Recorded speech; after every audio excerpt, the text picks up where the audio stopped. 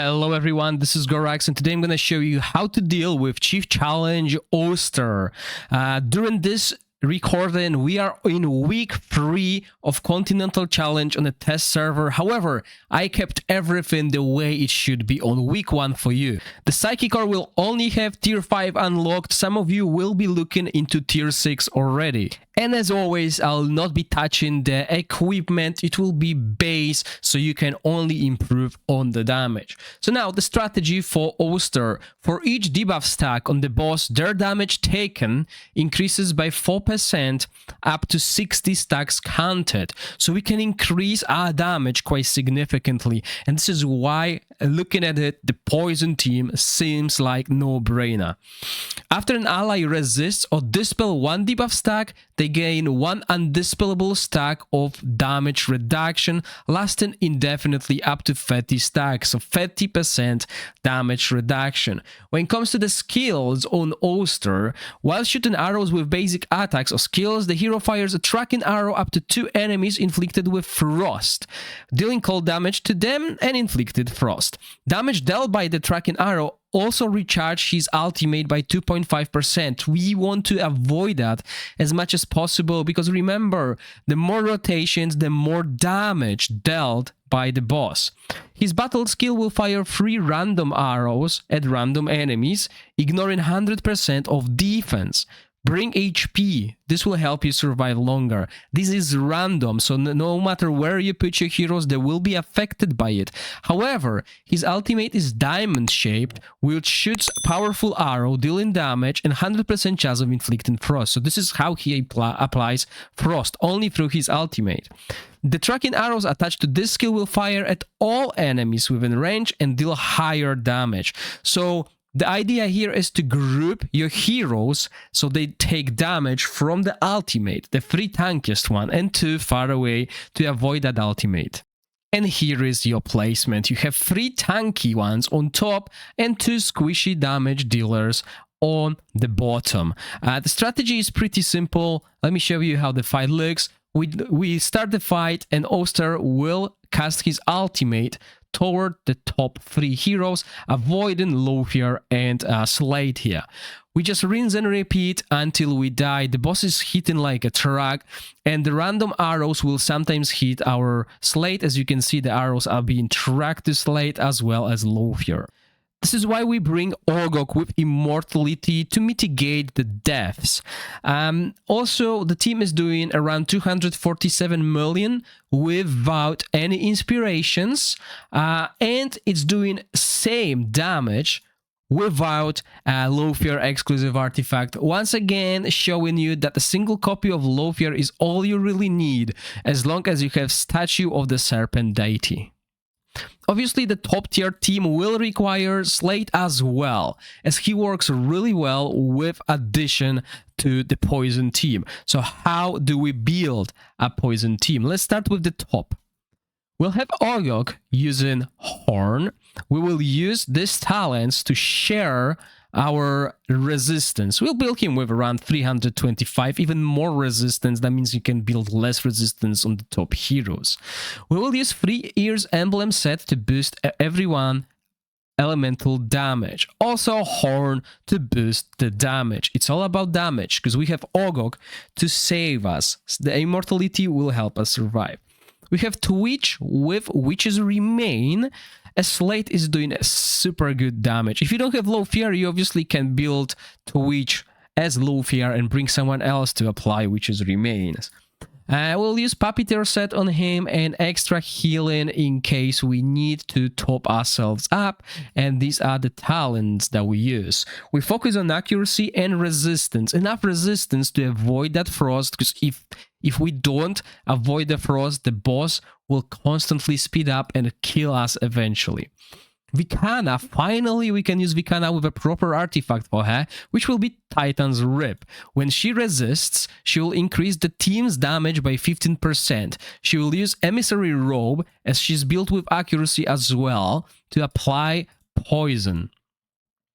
And she's tanky as well. Look at the HP Same with Twitch. We want to build a little bit of HP. You can go even further. He's not going to be the damage dealer here. So even though I'm wearing like attack gloves, you can put HP gloves. Remember, the defense does not really benefit you much here because he will ignore the defense on his battle skills.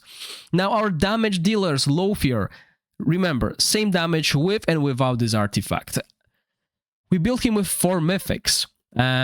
You can try and see if the mythic that increases the poison damage does work on him, and see if that will deal more damage. Just try and match whatever pieces you have. You want to build him with as much enlightenment and attack as possible. He doesn't need accuracy, he doesn't need resistance, although if you want to use this, you need some accuracy. Okay, I wanted to show you that this without accuracy is still doing good damage, so if you go opt out for different mythic, you'll still do well.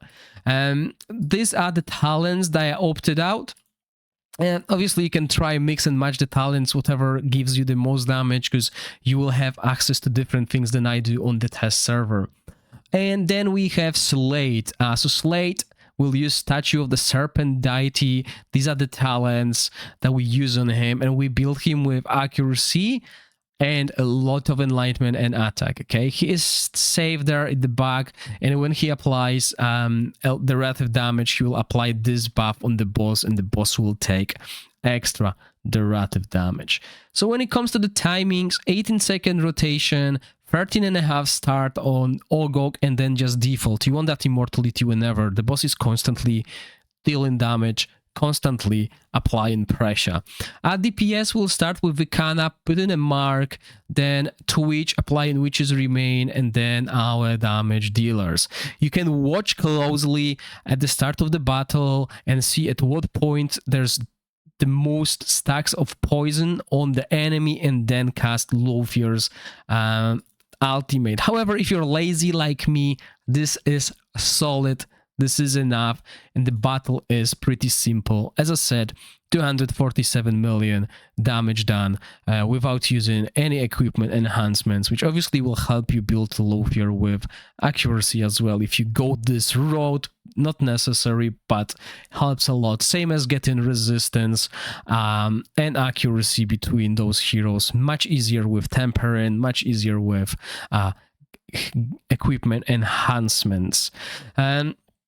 And obviously more teams will be included in another video, as well as a team that is not poison that you might consider using if you don't have the poison heroes. Okay, this will be easier as we didn't use that team in any of the previous fights, and it's still a very viable team, and I bet you some of you who have been playing season 1 competitively will have that team at high inspirations compared to their poison team. But poison team is so easy to build because we have Ogok.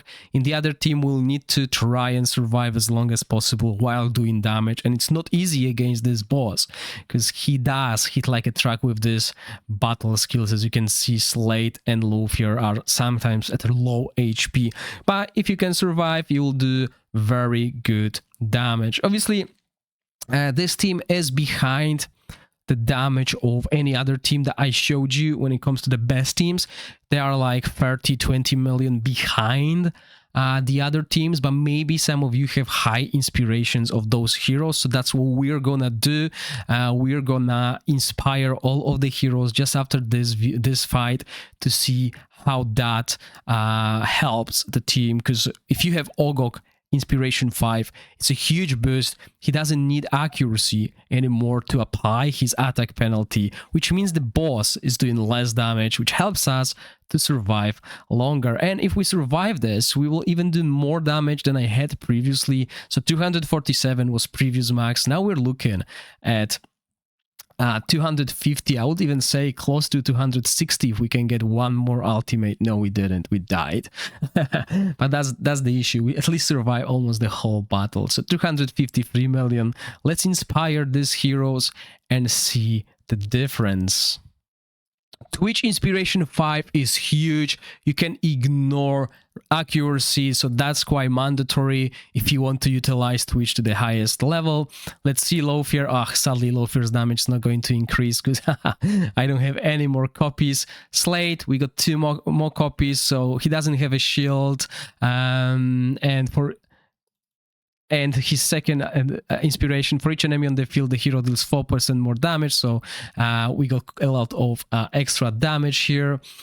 Ogok, once again, yes, 12 copies, so easy to get Ogok. But once again, extra skill haste, which means more upkeep. We got Enlightenment, and this is huge. Ignores the resistance when inflicting debuffs, so we have attack penalty, and now we're gonna have Vikana as well, which will help her with extra damage as well as ignoring resistance. If you get those 3 heroes at Inspiration 5 and they are our tanks, you can forget the accuracy, build them with resistance, and make them even more tanky, which will help. I'm not gonna change the equipment though, we're just gonna go press OK and see how far we can get. So since we didn't have any inspirations or low fear, the damage is just slightly higher. Obviously, I didn't change equipment as well, so it doesn't really reflect what you can do if you ignore accuracy on those 3. But since everyone survived the whole battle, it's just low fear. Inspiration 1 is meaningless, doesn't really improve the team's damage. So that's pretty much it for this video. Once again, those of you who are waiting for more teams, don't worry, I got you covered. I got other teams here showcasing the strength of Poison as well.